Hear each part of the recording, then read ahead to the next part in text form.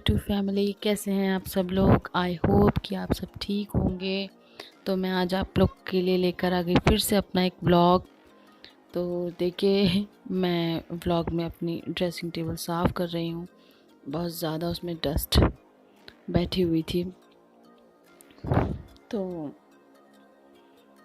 मैं 15 या 20 या 1 मंथ भी कभी कभी हो जाता है कि मैं ऐसे अपनी ड्रेसिंग टेबल साफ़ करती हूँ। देखिए कितना डस्ट था, जो कि कमरा पूरा पैक होता है फिर भी यहाँ डस्ट बैठ जाती है।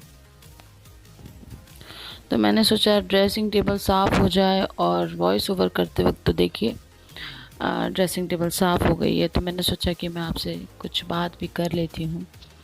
तो मैं मेरे हस्बैंड और मेरी एक बेबी रहती है, जो बस हम 3 लोग ही एक साथ रहते हैं घर में। तो सारा दिन काम हो जाता है, सब कुछ हो जाता है। तो उसके बाद मैंने सोचा है कि क्यों ना मैं, तो देखिए बेबो का कमरा गंदा पड़ा था, तो मैं कमरे को ठीक करूँगी। तो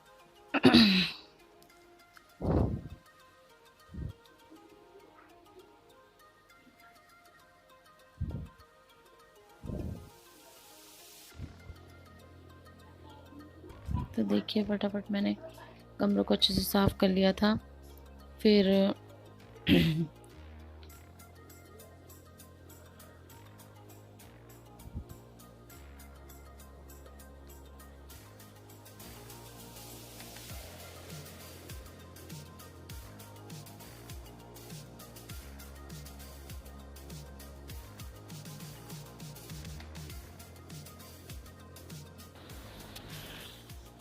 तो देखिए बेबो का कमरा साफ़ कर लिया था मैंने। तो अब ये कमरा साफ़ हो चुका है। अब चलते हैं अपने बेडरूम में। तो बेडरूम भी बहुत ज़्यादा मैसी पड़ा हुआ था, तो उसकी भी सफाई करनी थी। और रात के बज रहे थे 10 और मैं 10 बजे सफाई कर रही थी। तो देखिए बेडरूम भी बेकार पड़ा हुआ है, गंदा मैसी पड़ा हुआ है। मैंने ड्रेसिंग टेबल साफ़ करी थी, फिर उसके बाद मैंने बेडरूम पूरा साफ़ किया था। उसके बाद फिर मैंने कहा मैं पहले अब नहाऊंगी और उसके बाद मैं कॉफ़ी पीऊँगी। तो फिर मैंने 10:30 बजे नहाया था और उसके बाद मैंने 1 कप कॉफ़ी पी थी। फिर उसके बाद वापस मैं किचन में गई थी, क्योंकि कुछ सब्जियां हस्बैंड ने लाए थे, उनको स्टोर करना बहुत ज़रूरी था। तो देखिए मैं कोरिएंडर लीव्स थी जो हस्बैंड ने लेकर आए थे, उसको मुझे रखना था अच्छे से, क्योंकि फिर ये रखी रखी ना ख़राब हो जाती है, सूख जाती है। तो मैंने सारे कोरिएंडर्स को तोड़ के मैं ऐसे ही रखती हूँ बॉक्स में, एक टिश्यू डाल देती हूँ और उसके ऊपर मैं सारी अपनी कोरिएंडर्स रख के, लेफ़्ट ओवर कोरिएंडर था तो मैंने उसके ऊपर ही रख दिया था, ताकि मैं इसे पहले इस्तेमाल कर सकूँ।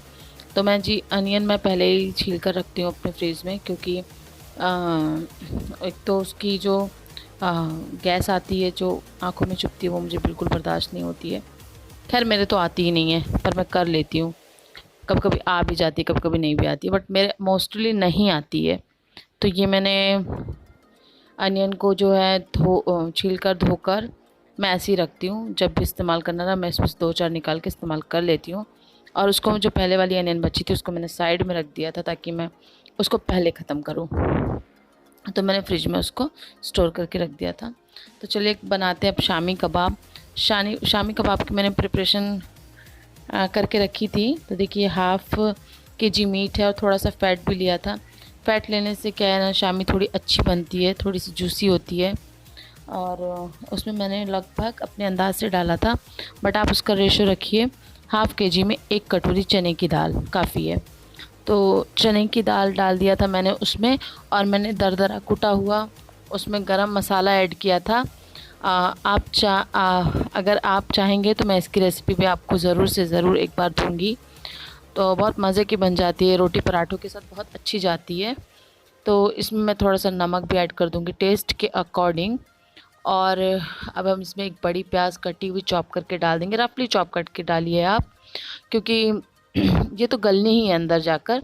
1 मुट्ठी मैंने लहसुन ले लिया था, तो उसको भी मैं उसमें ऐड कर दूंगी। तो देखिए उसमें मैंने जिंजर भी ऐड कर दिया है, और इसको हम कैसे लो फ्लेम पर इसको हम, इसमें मैंने 5 से 7 लाल मिर्च भी खड़ी डाल दी थी। इसका भी अपना एक अच्छा सा जायका होता है, बहुत अच्छा इसका जायका आता है। और मैंने ग्लास के अकॉर्डिंग में अगर बताऊँ तो मैंने इसमें आधा ग्लास पानी डाला था।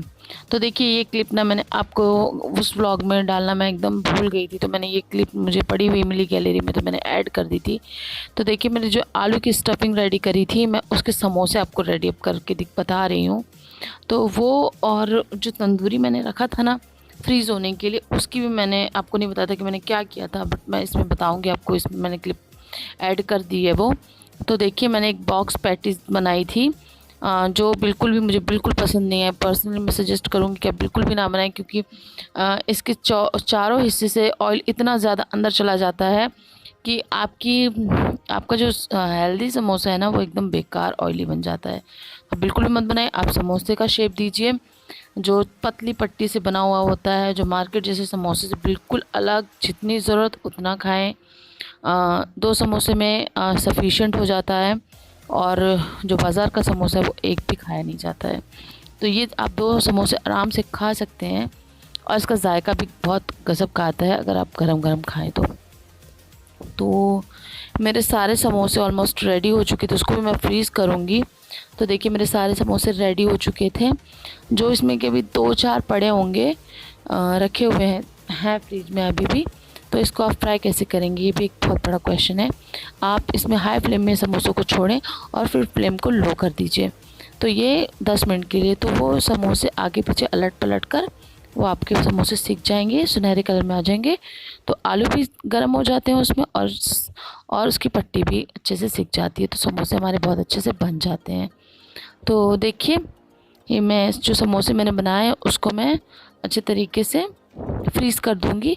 जब मेरा दिल होगा तो मैं इस रमज़ान में कभी भी निकाल कर इसे फ्राई करके मैं इसे खा सकती हूँ। और देखिए इतनी मेरी पट्टी बच गई थी, तो मैं इसे शैलो टेप से रैप कर दूंगी, और मैं इसको रख दूंगी। जब भी मुझे कुछ बनाना हुआ या समोसे बनाने हुए, तो मैं इनको निकाल कर रीयूज़ कर सकती हूँ।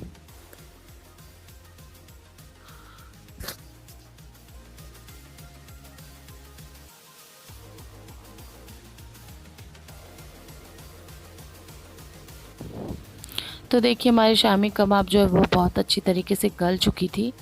तो अब ना मैंने इसको बहुत अच्छे से मैशर से मैश कर दिया है। आपने भी यही करना है कि सारे मैशर से इसको मैश कर देना है। कोरिएंडर लीव्स एंड इसमें मैंने लिया था पुदीना, और थोड़ी सी प्याज ली थी, उसको मैंने बारीक चॉप करके मिक्स कर लिया था, एक बारीक पेस्ट बना लिया था। और फिर अब मैं उसकी छोटी छोटी सी शामी बना लूँगी। आप चाहे तो बड़ी भी बना सकते हैं, आप चाहे तो छोटी भी बना सकते हैं, बट छोटी बनाइए ताकि जितनी ज़रूरत उतना ही खाया जाए। तो ऐसे करके हम सारी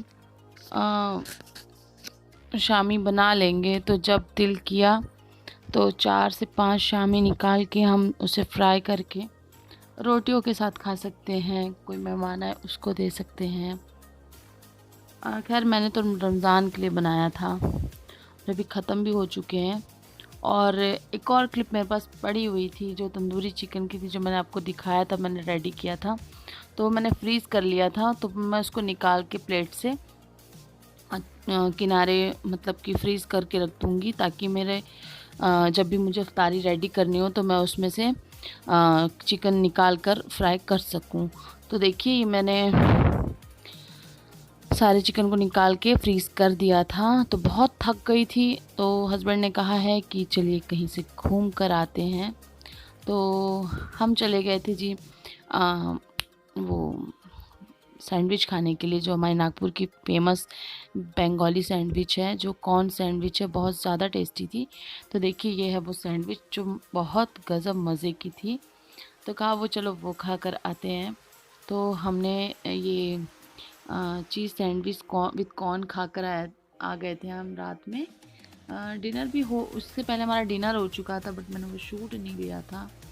वो ना दिल करता है तो मैं ब्लॉगिंग कर लेती हूँ, नहीं तो फिर मैं बिल्कुल ज़रा भी नहीं होता है।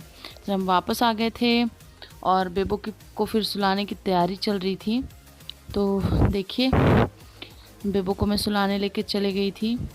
तो बस बेबो सो रही है, मैंने उसकी एक छोटी सी क्लिप बना दी क्योंकि वो बहुत मस्ती कर रही थी।